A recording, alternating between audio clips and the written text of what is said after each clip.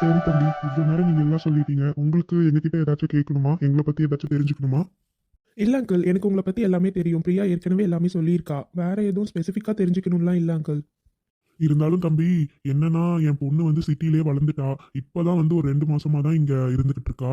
அதே வந்து எங்களுக்கு ஒரு மாதிரி எப்படிடா இவ இங்க இருக்கா அப்படிங்கிற மாதிரி எனக்கு தோணும். ஆனா இங்க அண்ணா அண்ணி குழந்தைங்க எல்லாரும் இருக்கனால அவ எப்படியோ ஒன்று அட்ஜஸ்ட் பண்ணி இருந்துக்கிறா. அவங்க அண்ணினா அவளுக்கு பிடிக்கும், அதனால இருந்துருவா. ஆனா இப்போ கல்யாணமும் இதே ஊர்ல பண்ணி இங்கே இருக்கணும் அப்படிங்கிறப்ப அவ எல்லாத்தையும் எப்படி மேனேஜ் பண்ணிப்பான்னு எங்களுக்கு புரியலப்பா. அங்கிள் இத நான் ஏற்கனவே பிரியா கிட்ட கேட்டிருக்கேன். அப்ப அவ என்கிட்ட என்ன சொல்லியிருக்கான்னா, "நீங்க இருக்கிறப்ப எனக்கு ஒண்ணும் ப்ராப்ளம் இல்லங்க. நான் இருந்துப்பேன். எப்படி இருந்தாலும் டெய்லி வீட்லயேவா இருக்க போறோம். எப்படியும் ஆஃபீஸ் போறோம். ஏதாச்சும் வேணும்னா நம்ம அங்கருந்து வாங்கிட்டு வந்துக்கலாம்." அப்படிங்கிற மாரி சொல்லியிருக்கா. இருந்தாலும் நீங்களே அவகிட்ட கேட்டுக்கோங்க அங்கிள்.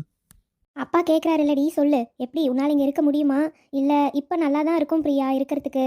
ஏன்னா இப்போ வந்து நீ லவ் பண்ணுற, உனக்கு பிடிச்சவரு, அதனால எல்லாம் நீ இருந்துப்ப. ஆனால் போக போக உனக்கு இங்கே லீட் பண்ண கஷ்டமாக இருக்கும்டி.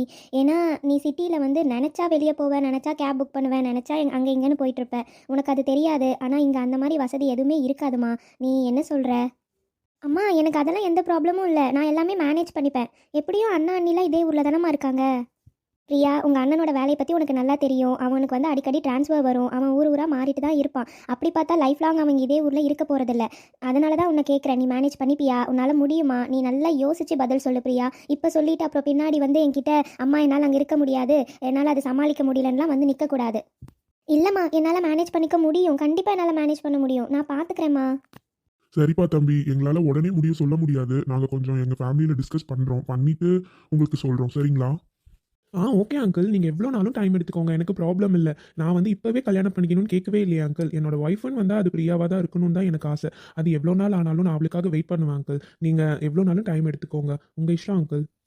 தம்பி, உங்ககிட்ட நான் ஒரு கேள்வி கேட்கலாமா? கேளுங்கக்கா. கல்யாணத்துக்கு அப்புறம் பிரியா வேலைக்கு போகணும்னு நினைக்கிறீங்களா, போவேணான்னு நினைக்கிறீங்களா? அக்கா என்னக்கா இப்படி போய் என்கிட்ட கேள்வி கேட்குறீங்க?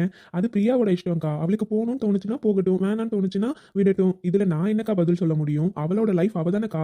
அவளுக்கு என்ன வேணும்னு அவ தான் டெசிஷன் எடுக்கணும். நான் எப்படி எடுக்க முடியும்? என்கிட்ட ஒரு சஜஷன் கேட்டானா அதுக்காக நான் ஒரு ஐடியா சொல்லுவேன். அவ்வளவுதான். மத்தபடி முடிவு அவ தான்க்கா எடுக்கணும். பரவாயில்லையே. Okay uncle. வேற ஏதாச்சும் என்னை பத்தி உங்களுக்கு தெரிஞ்சுக்கணுமா? இப்போதைக்கு அவ்வளவுதான்ப்பா. வேற ஏதாச்சும் தெரிஞ்சுக்கணும்னா கண்டிப்பா நான் உங்களை திரும்பி வர சொல்றேன். ஓகேவா? Okay uncle. அப்போ நான் கிளம்பட்டுமா அங்கிள்? ஏன் தம்பி, ஆஃபீஸ் போகணுமா? அப்படிலாம் இல்லை அங்கிள். எதுவும் அர்ஜென்ட்லாம் இல்லை. ஏன்னா நான் ஆஃப் டே லீவ் தான் சொல்லியிருக்கேன். அதான் உங்களுக்கு வேற ஏதாச்சும் என்கிட்ட தெரிஞ்சுக்கணும்னு இல்லைன்னா கிளம்பலாமான்னு. அப்போனா ஒன்றும் பிரச்சனை இல்லை தம்பி, சாப்பிட்டு போகலாம். சாப்பாடுலாம் ரெடியாக தான் இருக்குது. இல்ல ஆண்டி பரவாயில்ல. பரவாயில்லப்பா, சாப்பிட்டு போங்க. இல்ல ஆண்டி இப்பதான் 11 மணி ஆகுது. நான் காலையில சாப்பிட்டு தான் ஆண்டி வந்தேன். நான் அதான் கிளம்பலான்னு. ஆ, ஓகேப்பா, போயிட்டு வாங்க. Okay bye uncle. Bye aunty. அக்கா போயிட்டு வரேன்க்கா. சரிப்பா தம்பி. பிரியா, நீ போய் அவரை அனுப்பிட்டு வா, போமா. சரிங்க நீ. மாமா, நான் தான் சொன்னேன் இல்லைங்க மாமா, அவன் ரொம்ப நல்ல பையன்தான் மாமா. உங்களுக்கு இப்போ என்ன மாமா தோணுது? எல்லாம் சரிதாம்மா. ரொம்ப நல்ல பையனா தான் இருக்காரு. பார்க்கலாமா. சின்ராசும் வரட்டும், பேசி ஒரு முடிவு பண்ணலாம். சரிங்க மாமா. ஏன் குட்டிமா இவ்வளவு கோவமா இருக்க? என்னாச்சு? என்னாச்சுன்னு உங்களுக்கு தெரியாதோ? ஏய் நீ சொன்னாதாம்மா எனக்கு தெரியும் என்னன்னு. நல்லா தானே உள்ள பேசிட்டு வந்தோம். அப்புறம் ஏன் இவ்வளவு கோவமா இருக்க? எங்கள் அப்பா உங்களை பற்றி கேட்டா அதை மட்டும் சொல்ல வேண்டியது தானே? எதுக்கு தேவையில்லாததெல்லாம் சொல்கிறீங்க? அவங்க என்ன நினைப்பாங்க? நான் என்ன தேவையில்லாதது சொன்னேன்? எல்லாம் உண்மைதானே சொன்னேன். ஏங்க, எங்கள் அப்பா உங்கள் ஃபேமிலியில் யார் யாரெல்லாம் இருக்காங்கன்னு கேட்டாங்க. அந்த உஷாவை பற்றி எதுக்கு சொல்கிறீங்க? அதெல்லாம் தெரிஞ்சால் எங்கள் அப்பா எதாவது தப்பாக நினைக்க மாட்டாரா அவங்கள? ஏய் நான் ஏதாச்சும் மனசுல இருந்திருந்தா தானடி அவங்க கிட்ட மறைக்கணும்னு தோணும். எனக்கு எதுவுமே மறைக்கணும்னு தோணல. நான் உண்மையை சொல்லிட்டேன். இதுல என்ன இருக்கு? நான் இப்ப சொல்லலைனாலும் அவங்க வந்து விசாரிச்சிருப்பாங்க. விசாரிச்சா வீட்ல யார் யார் இருக்காங்கன்னு அவங்களுக்கு தெரிஞ்சிருக்கும். அப்பா அவர் என்ன தப்பா நினைக்க மாட்டாரா? எதுக்கு உண்மையை மறைக்கணும்? ஏதோ தப்பான எண்ணம் இருந்தா மறைக்கலாம். நம்ம எல்லாமே உண்மை தானே சொல்றோம். இதுல என்னடி இருக்கு? ஓ, அப்படி ஒன்று இருக்குல்ல. கரெக்டு தாங்க. எப்படி இருந்தாலும் எங்கள் அப்பா இதுவரையும் எல்லாம் விசாரித்து வச்சுட்டு தான் உங்ககிட்ட பதில் கேட்டிருப்பாருன்னு நான் நினைக்கிறேன். அப்புறம் நான் எல்லாம் மறைச்சா அவங்க என் மேல சந்தேகப்பட மாட்டாங்களா? எதுக்குடி மறைக்கணும்? உண்மையை சொல்றது தான் நல்லது. ஏங்க, எங்கள் அப்பா ஒத்துப்பாரு தானே? அதெல்லாம் ஒத்துப்பாரு பிரியா. நீ எதையும் நினைச்சு ஃபீல் பண்ணாதமா. இருந்தாலும் எனக்கு ஒரு பயமாகவே இருக்குங்க. உங்க அப்பா பேசுறதுலயே உன்னால கண்டுபிடிக்க முடியலையா பிரியா? அவருக்கு உன் மேல அவ்வளோ பாசம் இருக்கு. அதனாலதான் அத்தனை கேள்வி உங்க அம்மாவும் அப்பாவும் கேட்டிருக்காங்க. ஆனா கேட்கிறப்ப ஒரு இடத்துலயாச்சும் என் மேல கோவமா பேசினாங்களா? இல்லையே. எல்லாமே நார்மலா தான் கேட்டாங்க. ஏன்? அது உனக்கு கொடுக்குற மரியாதை. சரியா? நீ அதை பத்திலாம் எதுவும் யோசிக்காத. அவங்க நார்மலா தான் பேசுறாங்க. கண்டிப்பா அவங்க கல்யாணத்துக்கு ஓகே சொல்லுவாங்க. சரியா? நீங்கள் என்னங்க இப்படிலாம் யோசிக்கிறீங்க? ஆனால் அது வேணா உண்மைதான், எங்கள் அப்பாவுக்கு என் மேலே ரொம்ப பாசம்தான். அதனால தான் எங்கள் அப்பா அம்மாவை எதிர்த்துலாம் என்னால் கல்யாணத்துக்கு ஓகேவே சொல்ல முடியாது. இப்போ யார் உன்னை உங்கள் அப்பா அம்மாவை எதிர்த்து கல்யாணம் பண்ணிக்கணும்னு சொன்னாங்க?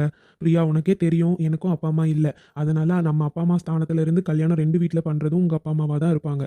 உனக்கு இருக்காங்க பிரியா, அவங்களையும் எதிர்த்து என்னால் கல்யாணத்துக்கு ஓகே சொல்ல முடியாது. நீயே சொன்னாலும் நான் ஓகே சொல்ல மாட்டேன். உங்கள் அப்பா அம்மா சம்மதம் இல்லாமல் நம்ம கல்யாணம் நடக்கவே நடக்காது. ரொம்ப தேங்க்ஸுங்க. இதில் எதுக்குடி தேங்க்ஸ் சொல்லிக்கிட்டு இருக்க? சரி சரி, அதெல்லாம் விடு. நீ சொன்ன மாதிரி நான் உங்கள் அப்பா கிட்ட வந்து பேசிட்டேன். அப்போது நான் பேசுனதுக்கு பதிலுக்கு நீ என்ன தருவ? பதிலுக்கு நான் என்ன தரணும் உங்களுக்கு? நம்ம கல்யாணத்தை பற்றி தானே பேசுனீங்க, அப்புறம் என்ன?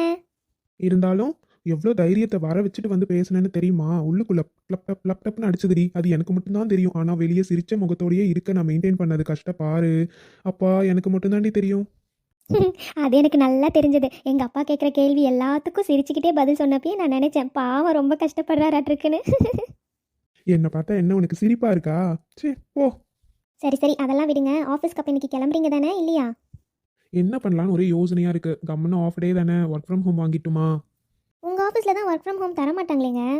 இல்லடி, ரொம்ப எமர்ஜென்சினா கேட்டு வாங்கிக்கலாம். அதனால தான் யோசிக்கிறேன். எப்படியும் அந்த அர்ஜுனும் இன்னைக்கு ஆஃபீஸ் போகல. அவனும் வீட்டில் இருந்து தான் வேலை பார்க்குறானாமா. அதனால தனியாக போகிறதுக்கு எனக்கும் ஒரு மாதிரியா இருக்குது. அதான் யோசிக்கிறேன், கம்முன்னு நானும் ஒர்க் ஃப்ரம் ஹோம் வாங்கிட்டான்னு. ஏன் அர்ஜுன் அண்ணா போகல? தெரியல, அவன் ஏதோ தலைவலிக்குதுன்னு சொல்லி காலையில எனக்கு ஃபோன் பண்ணான். அப்போவே ஒர்க் ஃப்ரம் ஹோம் வாங்கிட்டேன்னு சொன்னான். சரி, என்னமோ பண்ணுடான்னு விட்டுட்டேன். சரி, நான் கிளம்பட்டுமா? சரிங்க, போயிட்டு வாங்க. ஐ லவ் யூ டா குட்டிமா. I love you two.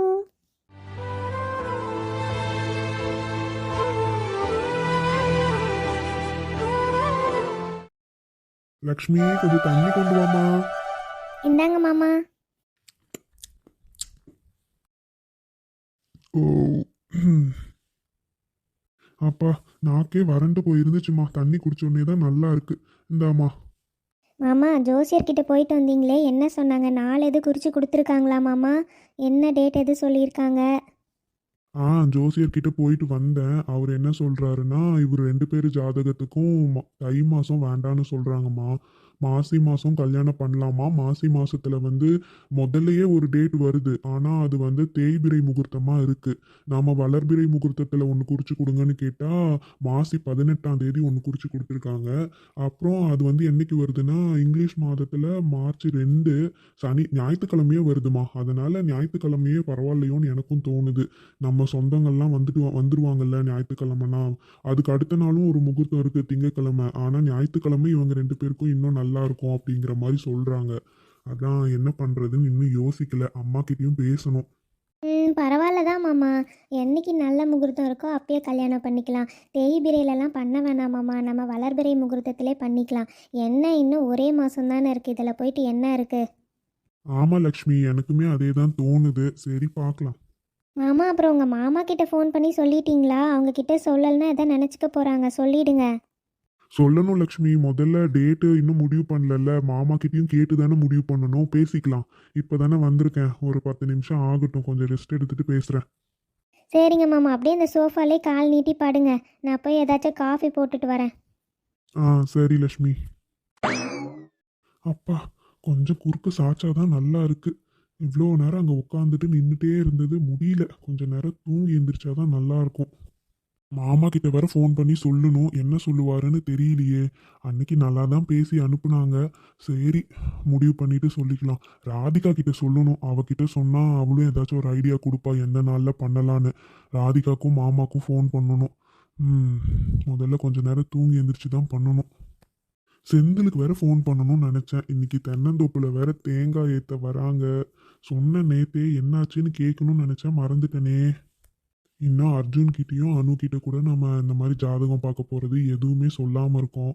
அந்த பிள்ளைங்க கிட்டேயும் இன்னைக்கு பேசி முடிச்சுட்டு டேட் எல்லாம் முடிவு பண்ணிட்டோன்னு சொல்லிட வேண்டியது தான். ஹாய் ஃப்ரெண்ட்ஸ், எல்லாரும் எப்படி இருக்கீங்க? நிச்சயமாக நலமாக இருப்பீங்கன்னு நம்புகிறோம். இந்த வீடியோ உங்களுக்கு பிடிச்சிருந்தா லைக் பண்ணி ஷேர் பண்ணுங்கள். மறக்காமல் சப்ஸ்கிரைப் பண்ணுங்கள்.